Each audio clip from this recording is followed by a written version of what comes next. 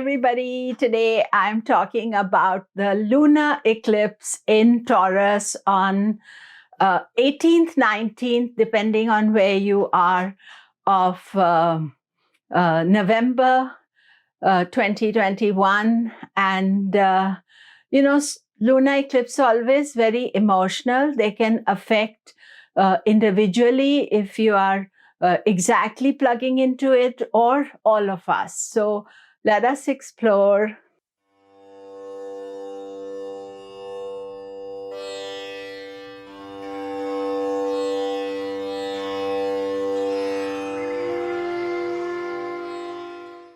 Hello, I'm Komilla Sutton, and we are talking about the lunar eclipse. Do remember to subscribe, press the bell notification. Let us talk about the lunar eclipse. So at UTC, which is the universal time, which is around GMT time, the eclipse is maximum at 9 a.m. But it is not visible in all parts of Europe. Here where I am based in California, it's going to be visible at midnight on 18th, just before midnight on 18th. So it'll be going through midnight 19th. So the eclipse is maximum at 9 a.m. UTC. And it is a partial eclipse. It is not a full eclipse. And it is going to be visible almost throughout the world, wherever it is nighttime. So we can take 18th, 19th, the night of 18th and 19th.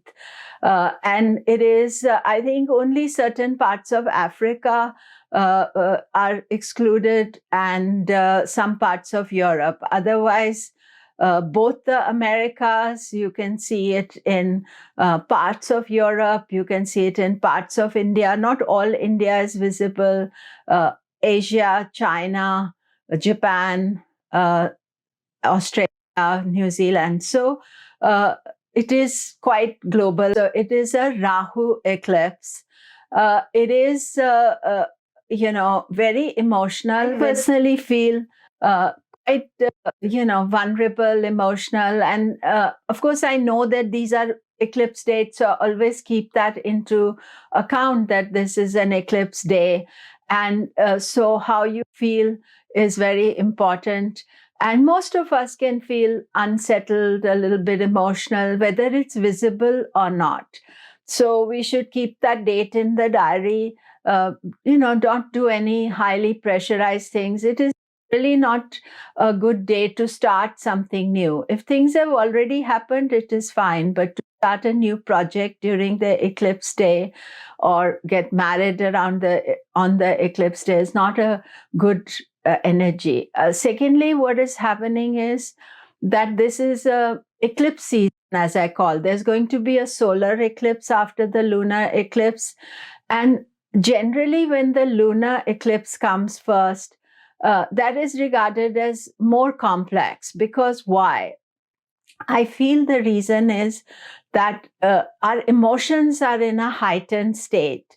And therefore, when we come into the solar eclipse, it is easy to get more agitated by that. So we have like a 15 days of the to wait for the solar eclipse. So this, time between 18th, 19th of November to 4th of December is to be taken in a simple way, to be aware that the energies are volatile and that we are watching it. Although the 2 days, that is the day of the lunar eclipse and the solar eclipse, are the most intense part of it. I'll make a separate video for the solar eclipse.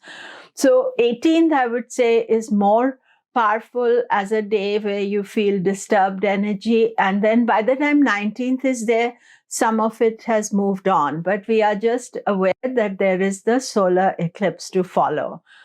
And so the other aspect is that where is it connecting to your own chart? Suppose you have your ascendant, sun or moon, or ascendant ruler near the degrees of Taurus. So that means it should be 3 degrees Taurus, or you could say 1 or 2 degrees of Taurus. This is in Kritika Nakshatra, the eclipse that is taking place. And usually the eclipse are taken as the degree of the sun and moon, not the degree of Rahu Ketu. So sun and moon is at 3 degrees Taurus, which that is the exaltation point of the moon, but it is eclipse. So, we feel that brightness, and suddenly the eclipse is taking place. It can also create some wrong thinking around that time. So if some great ideas come to you, wait and process it and decide afterwards before you can take action on it. I think that is very important, and waiting is good to do, especially around eclipses. And as astrologers, we have to learn to practice restraint when the planets are in an unsettled energy. Now, as far as you personally concerned, if you are these degrees are connecting in your chart, that means that it is showing change. Usually lunar eclipses bring instant change. Sometimes they bring some hidden information to light, which can be hurtful to us. Sometimes it can be sudden events happen, then we are meant to react to it. There can be some secrets that come out more publicly, some scandal, something that comes out during lunar eclipses.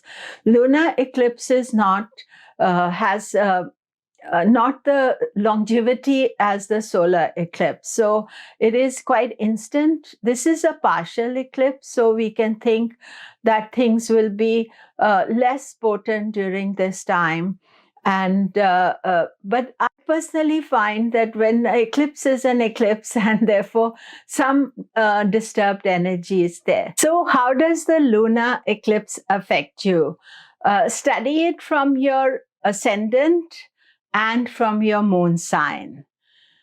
Aries, the eclipse is taking place in your second house. Second house is to do with savings, money, finances, but it's also to do with speech.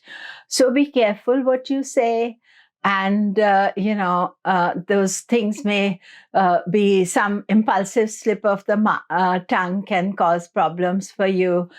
Financially, this is not a good time to make any important financial decision. Taurus, the eclipse is taking place in your own sign. Whether it's Taurus ascendant or Taurus moon. So this is specifically sensitive for you. You can check the exact degree of your ascendant or moon sign to see how impactful it is for you.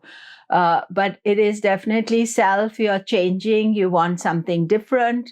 This is the last eclipse in the Taurus axis. So it's been happening for over a year. So you know that you want different things from life that you wanted last year. Gemini, the lunar eclipses in your 12th house. This can take you abroad. It can make you travel. But do watch for expenses, because it can be an expensive time for you. So be careful about how you spend. Spend what you need, not what you want.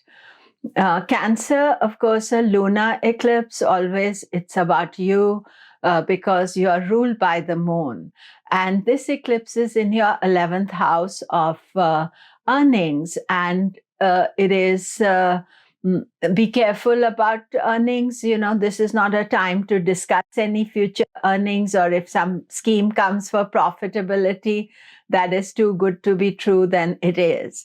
And I think mostly you are managing yourself, because you can feel extra emotional at this time and vulnerable too. Leo eclipse is in your 10th house of career. Professional things can come up, something unexpected, unusual. And 10th house is also house of karma. So a very good remedy would be to do some karma yoga, do something selfless. Don't think about doing something that is just for yourself. And at the same time, don't make any important decisions professionally. Virgo, the lunar eclipse is on your ninth house. Ninth house is house of advisors, gurus, learning, teaching. You may be going through a different thought process of what you want to learn. This is especially not a good time to think about taking advice from people, because you cannot trust the advice fully. So wait till after the eclipses are over and then decide. Now, Libra, the eclipse is taking place in your eighth house. So, eighth house is the house of transformation. It's also connected to joint finances, finances that are with your spouse or with your partners. So, this is a time to be cautious. And because the lunar eclipse has a quick result, that means there can be some sudden transformation that takes place, and you are watching that and then deciding later on how to react to it. Scorpio, the eclipse is in the seventh house, connected to relationships and partners. And partners can be feeling that eclipse a lot. They may be wanting to transform, change. And because Scorpio yourself, you're a fixed sign, your partner's also, Taurus is a fixed sign, you're not so open to this change, transformation. And, as I said, this is not the best time to bring out any issues if they come up regarding relationship, and wait till after the eclipse season is over to decide. Sagittarius eclipses in the sixth house. Sixth house is the house of opposition, obstacles, competition as well. So something can come up, some issue can come up, whether it is at work or it is somebody opposing you. You may hear something that you have been suspecting, because eclipses also reveal information.